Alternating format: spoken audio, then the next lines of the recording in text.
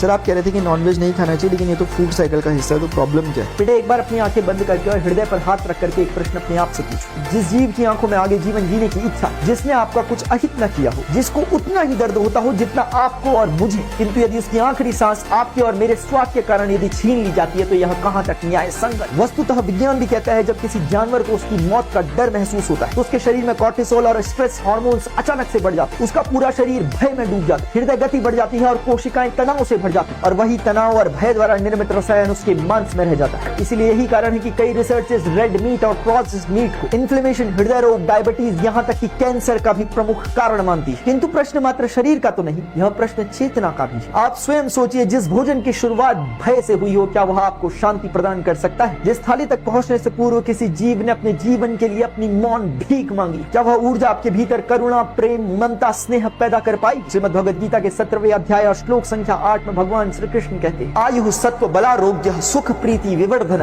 रस्यः स्निग्धः स्थिरा हृदय आहार सात्विक प्रिय। संक्षेप में जो भोजन आयु, शांति, बल, आरोग्य और मानसिक शांति प्रदान करे वही सात्विक भोजन, और जो भोजन भय और पीड़ा से प्राप्त हो वह तामसिक भोजन। और अंत में चूंकि यह मेरा व्यक्तिगत विचार है, इसीलिए आप मांसाहार ना करें, इस हेतु से मैं आपके साथ वाद विवाद करूं, आपका हृदय परिवर्तन करूं, क्षमा चाहता हूं, मेरी इसमें कोई रुचि नहीं।